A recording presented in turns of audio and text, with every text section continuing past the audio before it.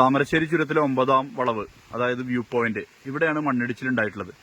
മണ്ണിടിച്ചിലിനെ തുടർന്ന് ചുരത്തിന്റെ അവസ്ഥ ഇപ്പോൾ ഇതാണ്. ഭാഗികമായി വാഹനങ്ങൾ ഇന്നലെ രാത്രി കടത്തിവിട്ടിരുന്നു.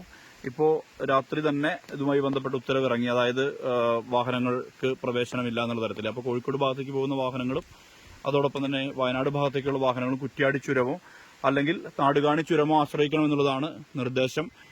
അതിന്റെ ഒരു വ്യാപ്തി എന്ന് പറയുന്നത് മുകളിൽ നിന്ന് താഴേക്ക് പാറ പതിച്ച് എത്തി എന്നുള്ളതാണ്.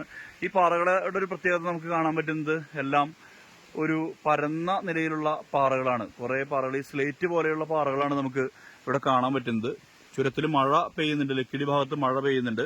ഇന്ന് രാവിലെ തന്നെ ഇതുമായി ബന്ധപ്പെട്ട പരിശോധനകൾ നടത്തുന്നുണ്ട്. ഉദ്യോഗസ്ഥരെല്ലാം തന്നെ ഇവിടേക്ക് എത്തും. അതിനുശേഷം എത്രത്തോളം വ്യാപ്തി ഉണ്ട് എന്നതുൾപ്പെടെയുള്ള പരിശോധനകൾ നടക്കും. വാഹനങ്ങൾ ഒന്നും തന്നെ കടത്തിവിടുന്നില്ല. അതുകൊണ്ട് തന്നെ എല്ലാവരും ഈ ഗതാഗതത്തിന് ആശ്രയിക്കേണ്ടത് മറ്റ് 2 ചുരങ്ങളെ, അതായത് നാടുകാണി ഒപ്പം തന്നെ ഈ കുറ്റ്യാടി ചുരങ്ങളെ ആശ്രയിക്കണം കോഴിക്കോടുള്ള യാത്രക്കാരും, ഒപ്പം തന്നെ ഈ മലപ്പുറം ഭാഗത്തേക്കൊക്കെ പോകുന്ന യാത്രക്കാരും വേണം. ചുരത്തിൽ മൂടൽമഞ്ഞുണ്ട്.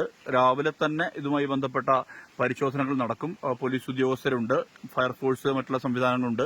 ജിയോളജി വകുപ്പിന്റെ പരിശോധന നടത്തും. ഒരു പാറയുടെ വലിപ്പമൊക്കെ നമുക്കിപ്പോൾ കാണാൻ കഴിയുന്നുണ്ട്. കാരണം അത്രയും വലിയ വലിപ്പത്തിലുള്ള പരന്ന പാറ, അതിങ്ങനെ ഇതൊക്കെ തന്നെ പരന്ന പാറകളാണ്. അതാണ് നമുക്കിവിടെ കാണാൻ പറ്റുന്നതും. എന്തായാലും വലിയ രീതിയിലുള്ള ഒരു മണ്ണിടിച്ചിൽ ഉണ്ടായിട്ടുണ്ട്.